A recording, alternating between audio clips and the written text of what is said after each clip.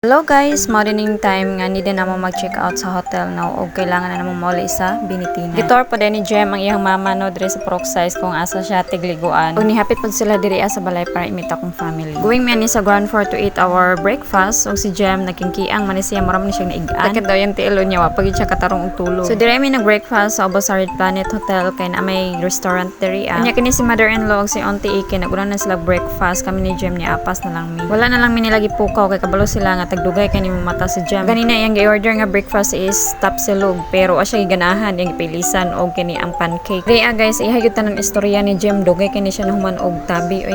Lain ni siya magigistorya guys kay dugay kay mahuman iha tanan tapo. Ito ako siyang ingnan nga tiwasan na pagkaon kay mga dito na ta nagulatan na ang van. Mao to after na mo mag-breakfast nasaka namin sa taas para amo ana ipang-prepare ang among mga pangdalon pa uli. Nag-check out mi ani sa hotel og sayo kay napa may adtuon sa balingan sa munisipyo anya mag-transfer pa mi og hotel sa balingan sa kini sa Jem tag alas 12 na gini siya mamata or mga alas 10 pero wala siya choice kundi mamata og sayo. Diri nagistorya sila wala ko kasabot kay nagtinorke sila pero sa akong pagkasabot gusto ni Jem ilaag iyang mama sa Lourdes kung asa siya tigkaliguan. Katong pag-ingon ni Jem nga man iyang mama. Ako siyang giingnan nga wala ko kabalo kung unsa kong ipakaon sa ilaha. Giingnan ko niya nga mangga na lang daw og fried chicken. Tumao na lang pud akong ipa-prepare sa balay no unya nag-order na lang pud dayon ko og kakani. Wala namin nagbutang og rice kay di namin gyap na sila mukaon og rice. Pero ang fried chicken ilaha nga gustuhan. Thank you Angel sa pagluto sa fried chicken. Diri gihagad na ni Jem ang iyang mama og adto dito sa Lourdes iyang ipakita daw kuno kung asa siya tigkaliguan. Dilaha pa gyud ni siya og kandila kay managkot daw kuno siya sa Lourdes. In town ang mga senior citizen nakapuliki inton og kanaog sa hagdanan.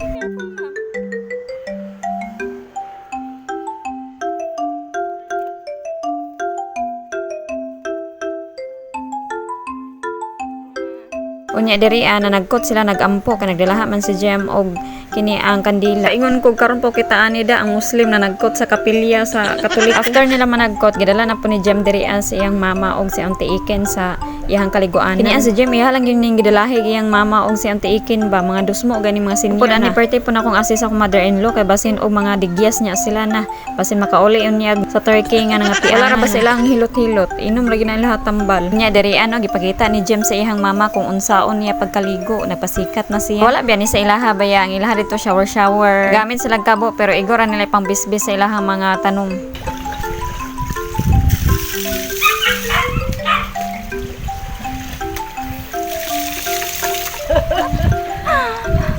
Ay! Oh! We don't do that to mom!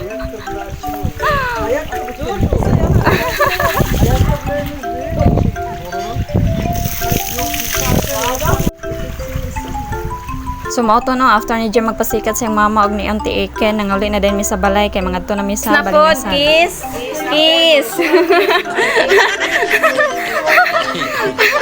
Grabe ang pangatawa na mo ani kay diri ebe sa balay dili bay asa na ang mga tao sa mga biso-biso. Goodbye kiss lang dai si mother-in-law kang mama no kay mangadto na mi sa balingasag dito na pud mi mag-check-in guys. Thank you very much. You're welcome. They did many things, son. Yeah. Thank you very much. Thank you also for Very coming. kind of them. They are very kind. Yeah.